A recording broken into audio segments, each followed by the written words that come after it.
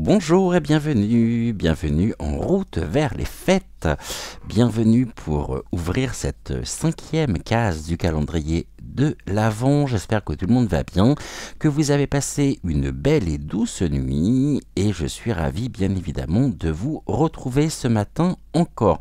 Comme j'avais pu vous l'annoncer, je crois c'est dimanche, nous allons dans un premier temps découvrir le message qui est associé donc à la carte Notre-Dame de la Vérité qui nous accompagne cette semaine. Très jolie carte, vous en conviendrez. Je tiens également à vous remercier pour tous vos messages, pour tous vos commentaires qui me touchent énormément et je suis d'attaque ce matin avec vous pour découvrir à la fois le message associé à Notre-Dame donc de la Vérité et puis qui dit 5e jour du mois de décembre, tirage en 5 cartes, idéal pour faire pardonnez-moi, une pyramide de l'évolution.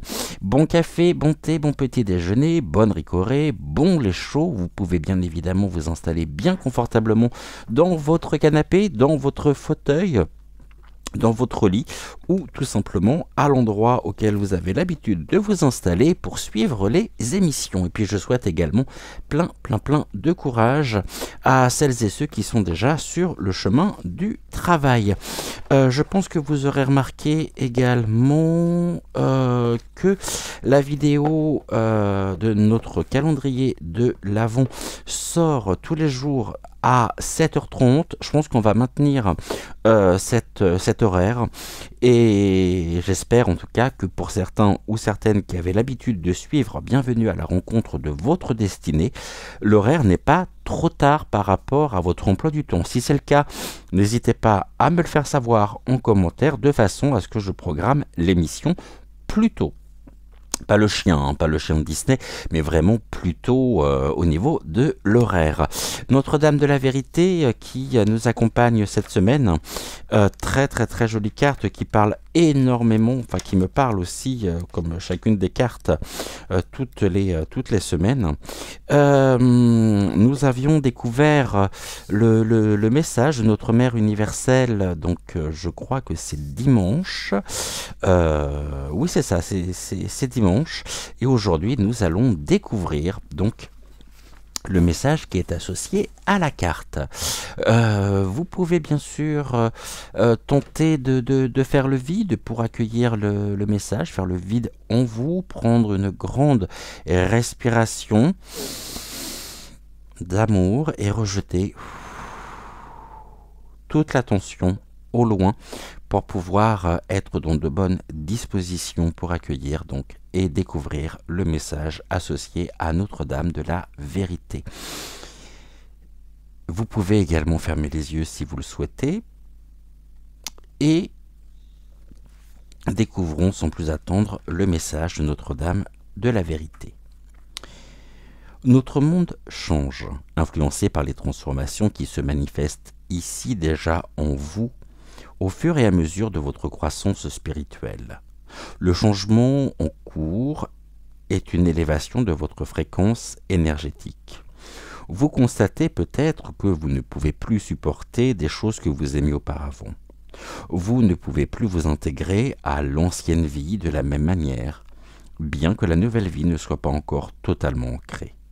Vous avez besoin d'une énergie divine pour vous lancer dans la nouvelle vibration, pour vous permettre de vivre à l'extérieur exactement ce que vous êtes devenu à l'intérieur.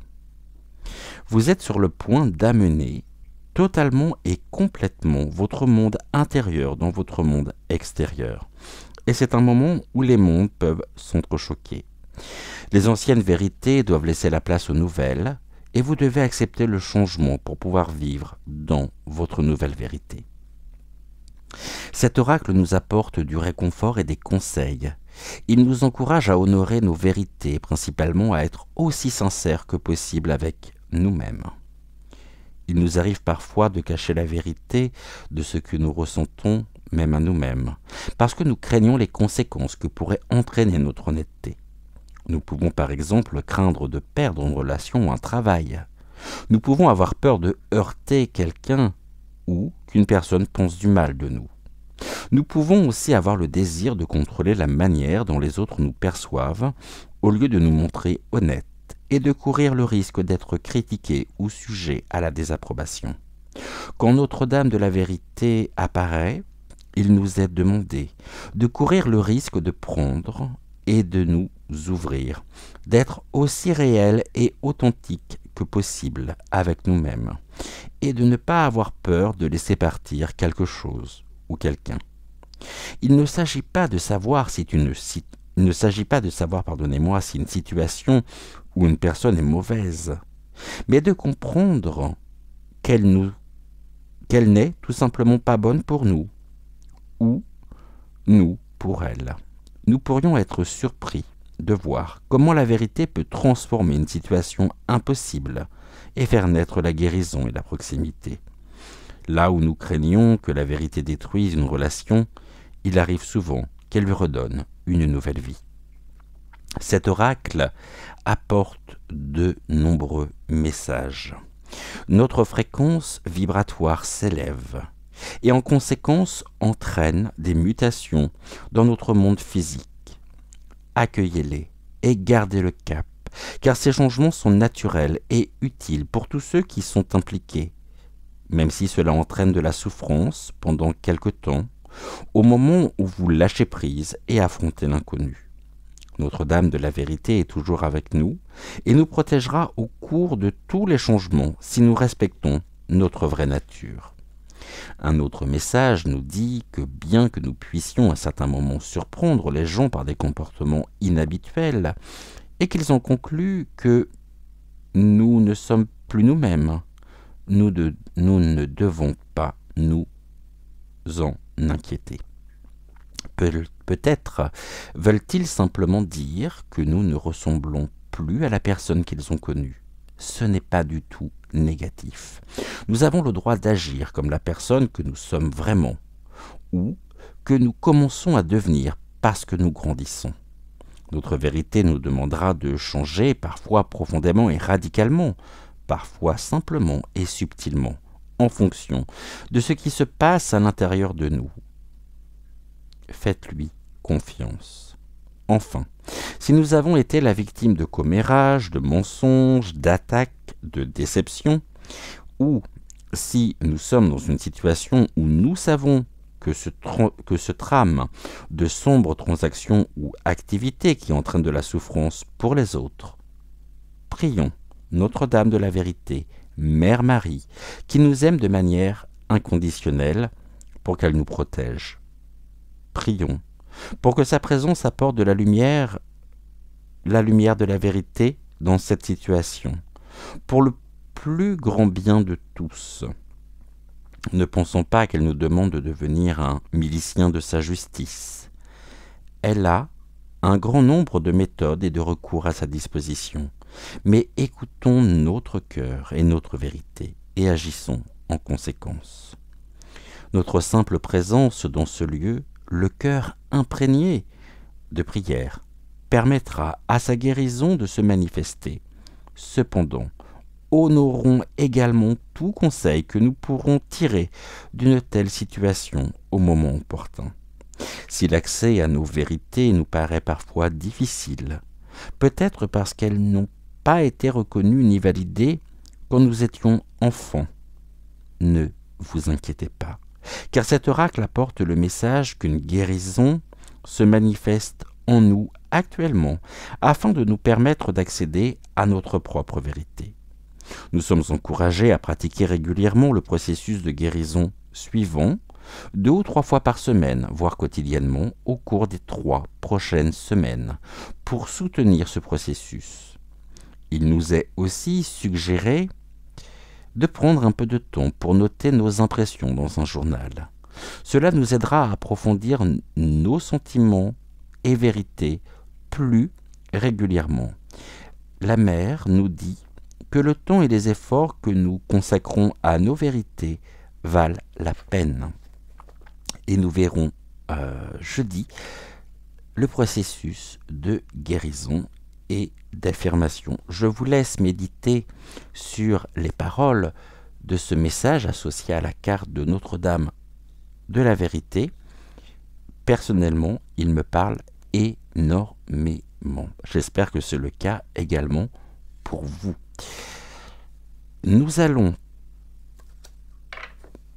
faire notre tirage donc en 5 cartes avec l'oracle de Noël et puis nous terminerons par le petit oracle des énergies cosmiques, le petit oracle des archanges et par une carte donc de parole d'évangile. On va déjà faire une coupe et nous allons regarder. On nous parle d'un message. On nous parle de ce message. Je pense que ce message a dû et doit parler à bon nombre d'entre vous par rapport à votre histoire, à votre propre parcours et surtout à votre propre devenir. On nous parle de mouvement. Tout est en perpétuel mouvement. Le tout étant de pouvoir conserver l'équilibre, cet équilibre, ce point d'équilibre, afin de ne pas nous trouver submergés par les ressentis, les émotions, les pensées aussi négatives, afin d'éviter, tant se faire se peut, d'anticiper les situations et surtout on voit que les choses sont en mouvement. C'est un message qui met en mouvement, qui nous autorise finalement à être la personne que nous sommes au plus profond de nous-mêmes. Oula, on va faire la coupe.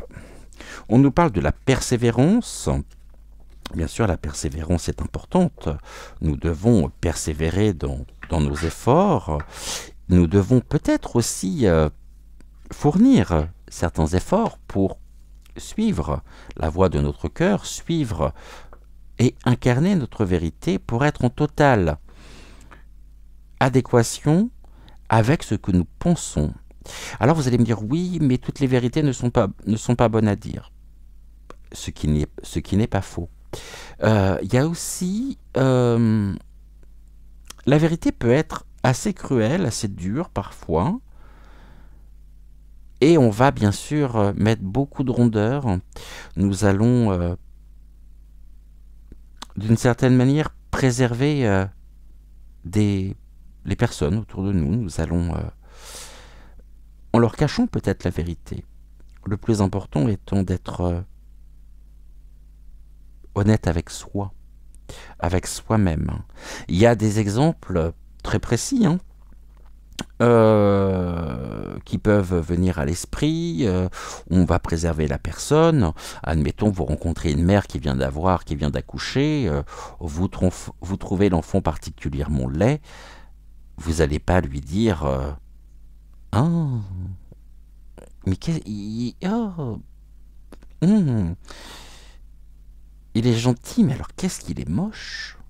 Oh là là, j'ai jamais vu un bébé aussi moche. Non, on va quand même apporter de l'amour et du respect, même si à l'intérieur on pourrait penser le contraire.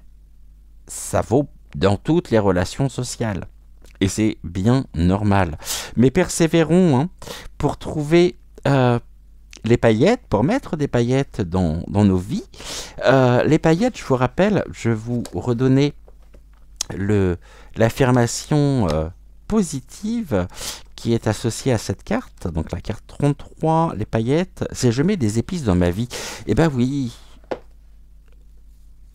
il faut parfois épicer notre propre vie.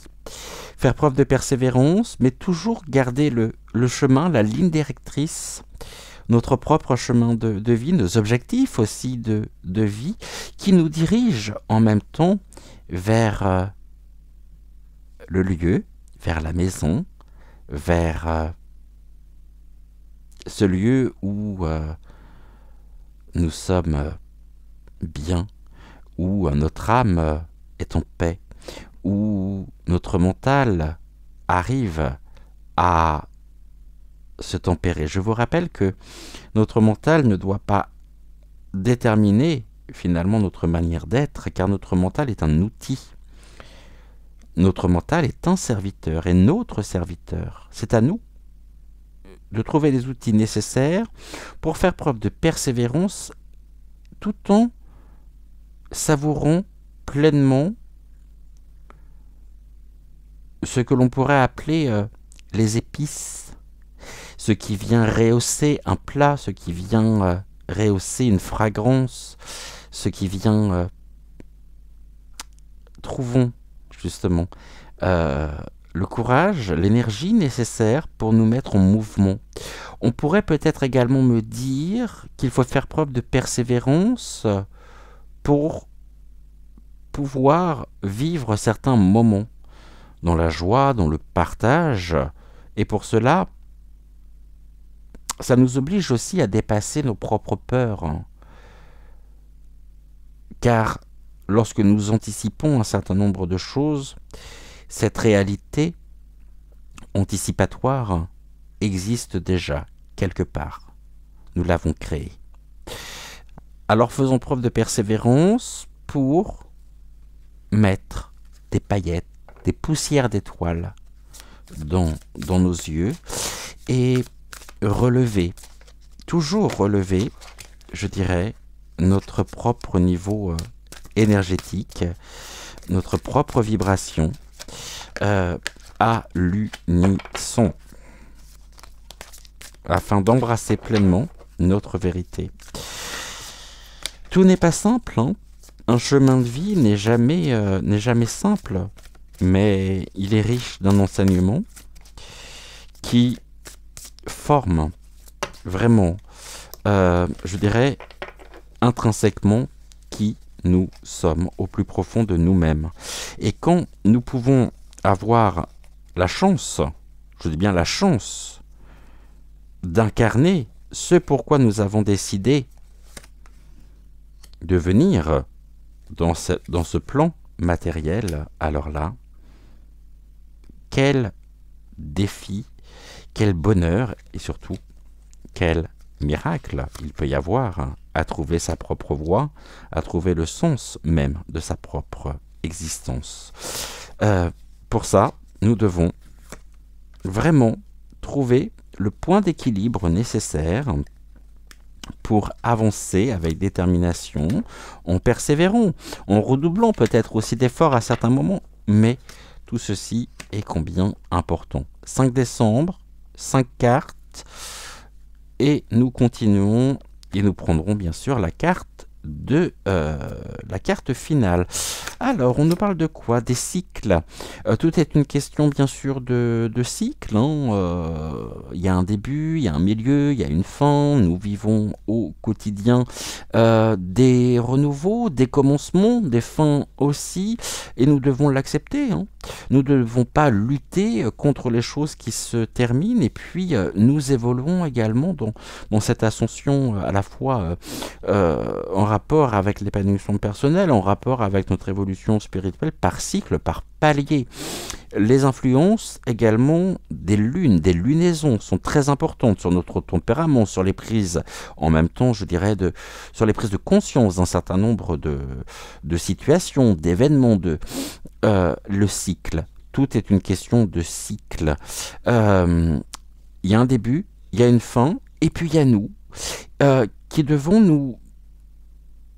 nous représenter dans notre version actuelle. Beaucoup de personnes se complaisent à s'identifier dans une ancienne version d'elles-mêmes, de qui elles étaient il y a peut-être quelques années, alors que finalement, elles n'ont pas la vision nécessaire pour se voir dans leur version actuelle, et elles ont l'impression de stagner.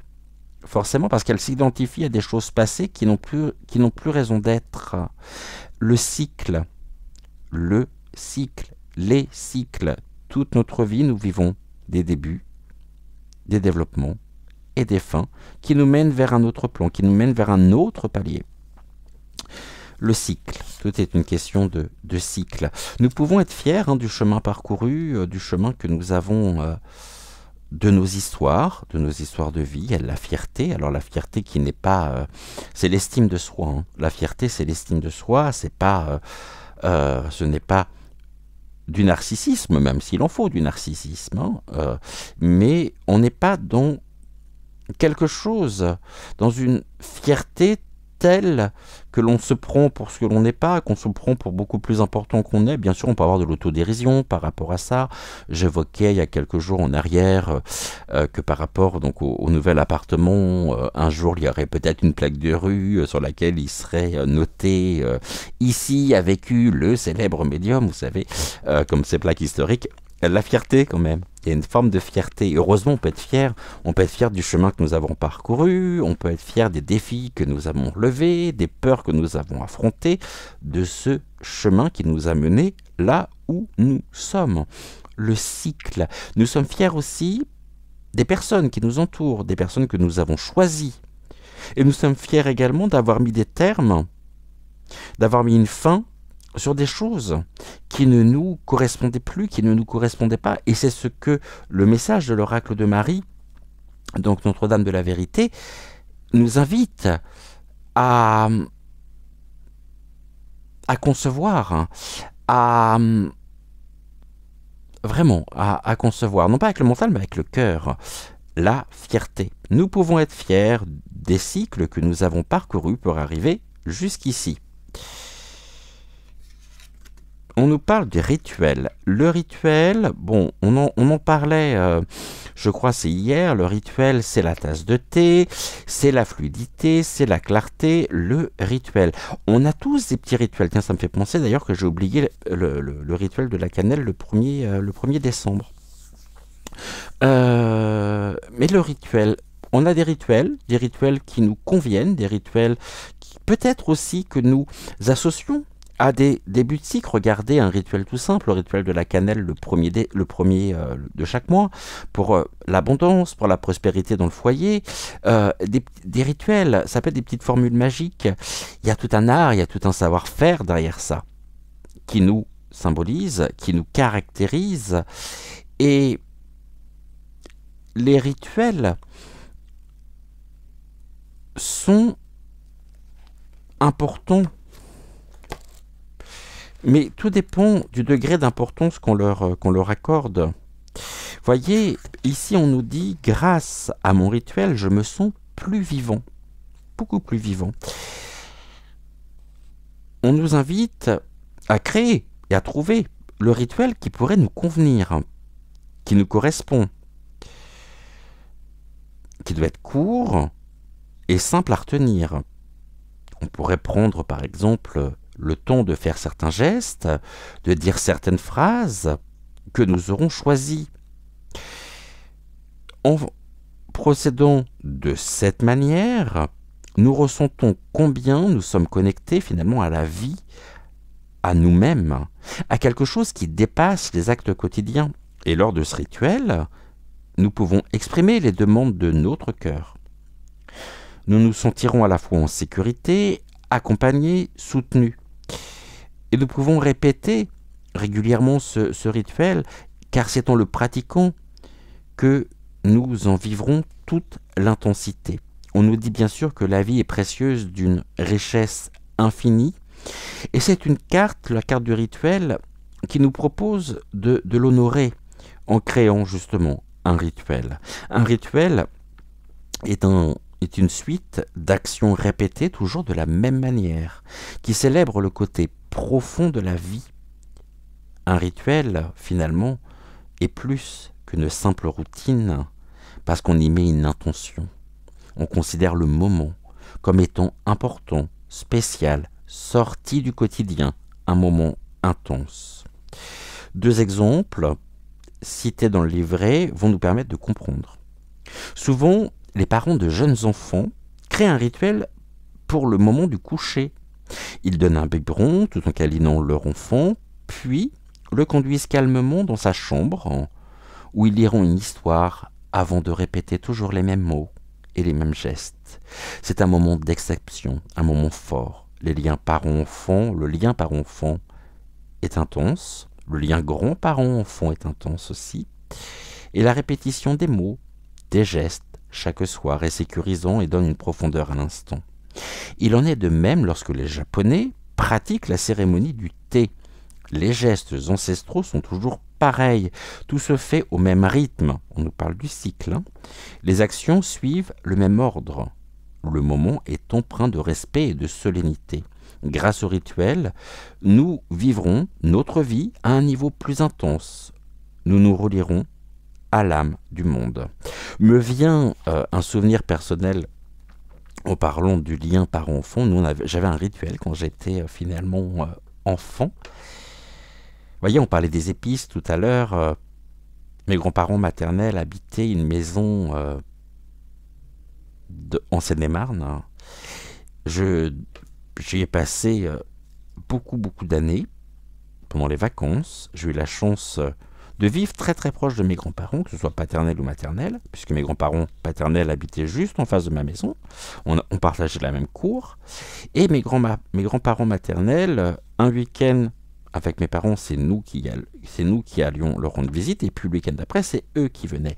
Et lorsque j'étais en vacances chez eux, dans cette chambre, qui était la chambre de mon oncle, quand il était enfant, il y avait une odeur très particulière. Il y avait une odeur de patchouli.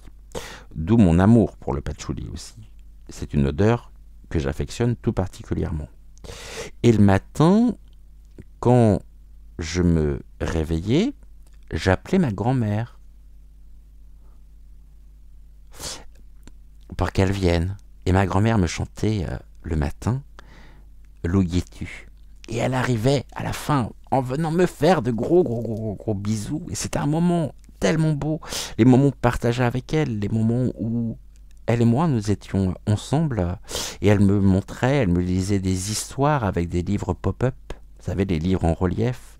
Ça reste de magnifiques souvenirs. Nous avons l'enfant qui est là. Nous avons tous et toutes des souvenirs qui nous portent, des rituels que nous créons à notre tour, et peut-être des rituels que nous avons vécus plus jeunes, enfants, et dont on garde la mémoire vivante, la mémoire active, et que nous répétons à notre tour, que nous transmettons peut-être de génération en génération. On nous parle des émotions, bien sûr tout ceci ce que je viens d'évoquer ne peut pas se faire sans émotion. Ça procure des émotions fortes, ça procure beaucoup d'émotions quand on se remémore aussi certains souvenirs, quand à notre tour nous réalisons des rituels peut-être de notre enfance. Il y a de quoi être ému, il y a de quoi être porté par ces émotions. Les émotions positives, bien sûr, les émotions fortes, les émotions qui nous portent. Les émotions sont un baromètre de notre bien-être, de notre propre... On ne triche pas en fait avec les émotions. Les émotions incarnent et illustrent parfaitement notre propre vérité intérieure. Et on a coutume de dire que les yeux sont le reflet de l'âme, je le pense très très sincèrement. Célébrons ensemble, partageons des émotions. Vivons des moments de grâce, des moments de partage, des moments d'échange. Et c'est ce que le tirage aujourd'hui nous invite à faire, à célébrer la vie, à célébrer avec nos proches, à vivre des moments de communion, de partage, d'émotion, car ce que nous vivons avec eux, sans que nous le sachions, eh bien nous créons de magnifiques souvenirs qui resteront à jamais gravés en nous. Et enfin, nous avons le message. Nous avons un message à porter. Nous avons un message aussi à transmettre. On est dans la transmission. C'est le fait d'exprimer nos vœux, c'est le fait de coucher sur le papier nos émotions, justement. La carte du message nous dit que, au niveau de l'affirmation, Je reçois et transmets des messages en écoutant mon cœur. Mais c'est bien ça le plus important. C'est suivre toujours notre cœur. Quelle surprise de découvrir ce matin dans la boîte aux lettres une carte de toi. Cela fait si longtemps. Tu me dis que tu vas bien et que je dois toujours écouter mon cœur. Comme si tu savais que j'hésite entre deux projets. Écouter mon cœur, tu as raison. Je sais à présent ce que je vais faire. Alors la transmission de messages est au programme. Nous avons besoin d'un conseil, d'une piste ou d'une nouvelle idée. L'univers nous l'envoie par le biais d'une de nos connaissances. Quelqu'un que nous n'avons pas contacté depuis longtemps a un message pour nous. Soyons attentifs aux appels et aux messages, bien sûr, que nous recevons. Lorsque l'on dit être attentif ou attentive, cela ne signifie pas dire analyser les mots, mais de les ressentir, de faire confiance à notre cœur et à notre intuition pour nous faire savoir ce qui est important, et c'est-à-dire épouser, embrasser pleinement notre propre vérité. Si nous ne sommes pas prêts ou si nous ne prêtons pas attention au message que nous recevons, nous le recevrons sous d'autres formes, plusieurs fois, si nécessaire. Et plus on voudra éviter d'entendre le message, et plus l'univers, le destin, redoublera d'efforts pour nous faire passer le message. Croyez-moi, quand le destin et l'univers s'unissent pour vous faire passer un message, surtout s'il y a déjà eu, on va dire, quelques signes avant-coureurs, mais qu'on a un peu minimisés, alors un jour ou l'autre, il y a un retour qui arrive, qu'on pourrait appeler un retour de karma quelque part, nécessaire pour pouvoir retrouver et épouser notre vérité. Nous nous obligeons à passer à l'action. Toujours. Le stress, finalement, n'a pas sa place et tout se passera bien. De notre côté, nous avons un message pour une personne avec laquelle nous ne sommes pas, ou plus en contact actuellement. Nous faisons partie d'une chaîne, nous sommes un canal. Sans avoir conscience finalement de la teneur du message, nous en sommes porteurs ou porteuses. Alors, on nous invite à écouter notre intuition, à avoir confiance. Si nous pensons à quelqu'un, allons le voir quand c'est possible, écrivons-lui ou appelons-le sans raison. Le message viendra de lui-même. Inventons un prétexte, si cela nous paraît trop bizarre, l'essentiel est que nous communiquions. Si la personne à laquelle nous transmettons un message ne le remarque pas, elle le recevra d'une autre façon. Si quelqu'un nous contacte, ouvrons notre cœur pour recevoir ce qu'il ou elle a pour nous. N'oublions pas que les messages passent de l'un à l'autre par le cœur, pas par le mental. Et surtout, écoutons notre cœur et nos ressentis.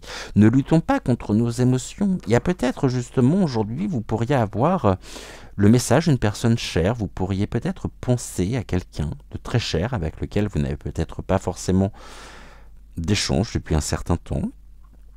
C'est tout à fait probable. Et ne luttez pas contre ça. Il n'y a pas de stress, comme dirait Max, il y a point S, mais surtout, vivez intensément chaque moment présent. Je dis bien chaque moment présent, même si nous sommes toujours dans le moment présent. On va regarder quelle est la carte finale de notre message.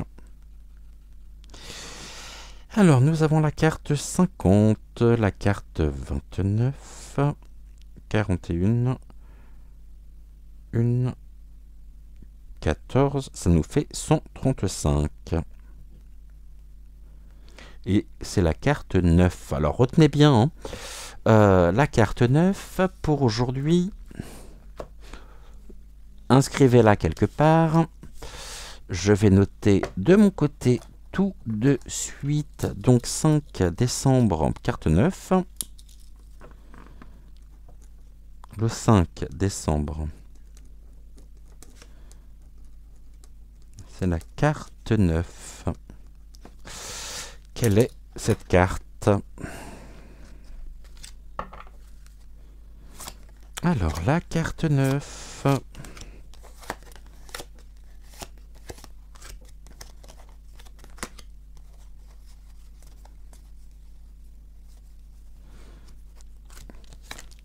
L'accueil. Accueillons. Accueillons nos émotions, accueillons les nouveaux cycles, accueillons cette fierté, accueillons aussi et transmettons peut-être notre rituel, transmettons nos émotions, accueillons justement nos émotions et accueillons les messages qui nous sont adressés. L'accueil, je dirais, c'est presque la base de tout, l'accueil.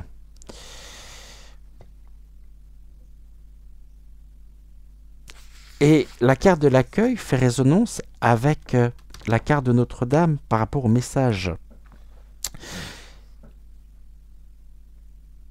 On nous invite à prendre soin donc de notre attitude et de notre énergie. Et si nous trouvons que les autres viennent peu vers nous, ou sont peu chaleureux ou amicaux, observons-nous. Regardons comment nous nous tenons et ressentons l'énergie que nous avons en nous. Pensons à la façon également dont les autres se sont accueillis par nous, améliorons notre attitude s'il le faut, et en retour, nous pourrions peut-être être surpris et vivre des contacts plus agréables et plus riches. Alors les bras ouverts accueillent et les bras fermés freinent ou repoussent, la tête baissée ou dirigée vers quelqu'un d'autre que nous n'est pas engageante, le regard fuyant ou sombre non plus. On est dans aussi quelque chose d'important dans le langage non verbal qui influence nos conversations et notre énergie est tellement importante, elle rayonne finalement de nous, que nous le voulions ou non. Si nous sommes dans la colère par exemple, notre interlocuteur la ressentira sans même en avoir conscience et cela pourrait peser sur notre langage, notre tristesse, notre joie, nos doutes, nos regrets. Toutes nos émotions, finalement, coloreront les mots que nous prononcerons. Elles se glisseront dans nos silences, dans notre sourire, dans la position de chaque partie de notre corps. Et ce phénomène, bien sûr, est valable pour toutes les rencontres que nous faisons. L'accueil que nous offrons aux autres est la première étape pour vivre de belles relations. Mais pas avec, encore une fois, pas avec tout le monde. Il y a des énergies qui sont compatibles et des énergies qui ne sont pas compatibles. Ne perdons pas notre temps à vouloir plaire à des personnes qui n'ont absolument rien à faire de nous ou qui nous ignorent complètement. Partageons nos émotions, accueillons et entretenons nos relations avec nos proches, ceux que nous aimons et qui nous aiment en retour. Épousons et embrassons notre vérité intérieure et restons toujours à l'écoute de nos émotions, de notre cœur, car là se trouve un véritable trésor, et ce trésor, c'est celui ou celle que nous sommes au plus profond de nous. Voilà ce que nous pouvions dire ici avec ce message pour le 5 décembre. Je vous invite à... On va faire un message à choix multiples. On va le faire en 2. Toujours pareil avec le petit oracle des énergies cosmiques. Je plaçais les anges juste ici. Je vous invite à vous diriger soit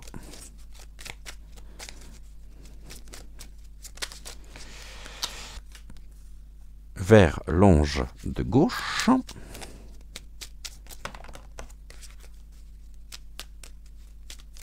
soit vers l'ange de droite. Donc, suivez vos émotions, Suivez votre ressenti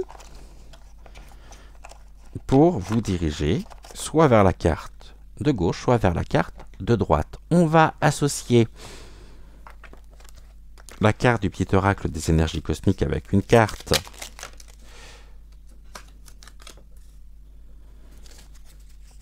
du petit oracle des archanges. Pourquoi elle est à l'envers, celle-ci? Oh, ben j'en ai plein à l'envers.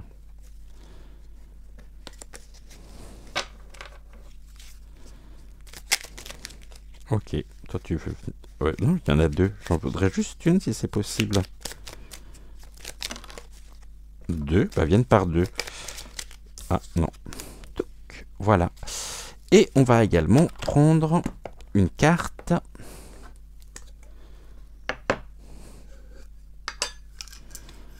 parole d'évangile.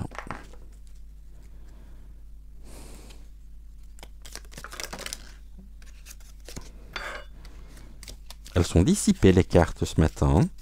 Alors, qu'est-ce que vous avez à nous transmettre pour le côté gauche, s'il vous plaît, pour l'ange de gauche? Merci. Il y en a trop. Juste une carte. Ok. Et pour l'ange de droite,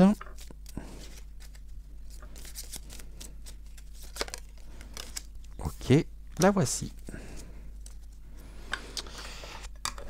Et nous commencerons par la carte, par celle-ci. Allez, pour celles et ceux qui ont choisi l'ange qui se trouve sur ma gauche, on nous parle de la potion naturelle avec le petit oracle des énergies cosmiques. Et voici le message. Utilisez des huiles essentielles ou un remède simple et naturel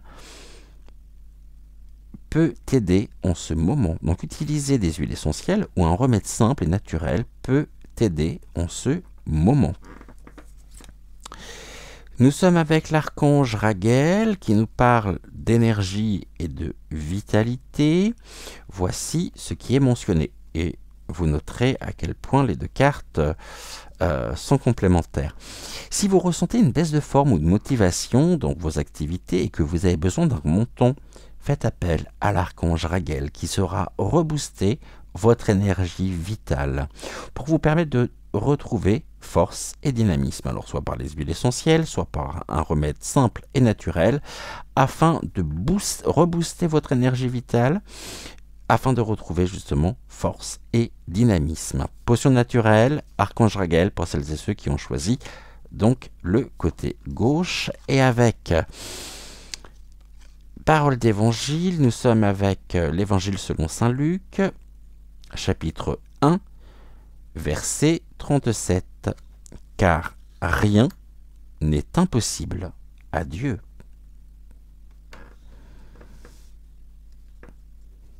Et je vous laisse méditer sur ces trois messages. Avec l'ange qui se trouve donc sur ma droite. Et sur votre droite, on nous parle de la potion des nuances.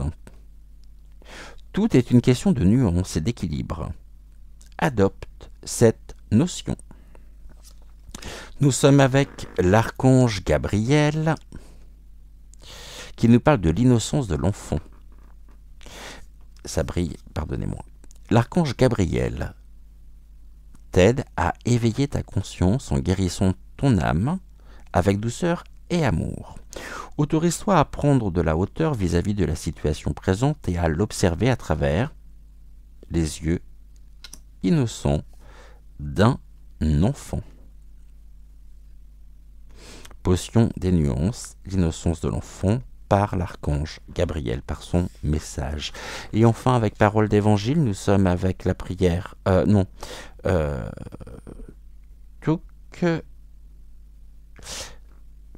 Pierre, l'évangile selon... Je ne sais pas si c'est pas la prière d'ailleurs. PR2. Matthieu, Jean, Luc. Pas Jean-Luc, hein, Jean-Luc.